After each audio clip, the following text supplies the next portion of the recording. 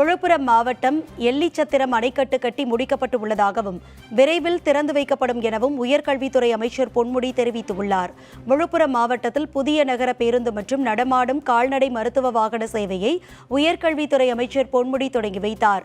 இதனைத் தொடர்ந்து ஏனாதிமங்கலத்தில் எரளூர், ரெட்டி வாய்க்கால் என 2 வாய்க்கால்கள் மூலம் 12 ஏரிகளுக்கும், ஆலங்கால், மரகதபுரம் மற்றும் கண்டம்பாக்கம் என 3 வாய்க்கால்கள் மூலம் 14 ஏரிகளுக்கும் விவசாய பாசனத்திற்காக தண்ணீர் திறந்து வைத்தார்.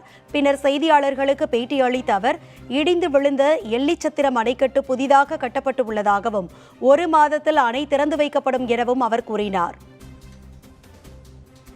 விழுப்புரம் மற்றும் பல்வேறு பகுதிகளுக்கு குடிநீர், விவசாயத்திற்காக நீர் வழங்குகிற இந்த எல்லிஸ் அணைக்கட்டு இடிந்துவிட்டது என்பதை நீங்கள் நன்கு அறிவீர்கள்.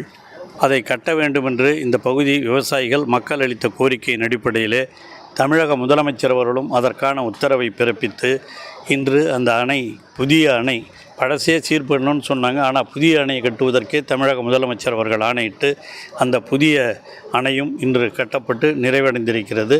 இன்னும் 1 மாத காலத்திலே அதை நம்முடைய தமிழக முதலமைச்சர் அவர்களும் நீர்வளத்துறை அமைச்சர் அவர்களும் திறந்து வைக்கவிருக்கிறார்கள்.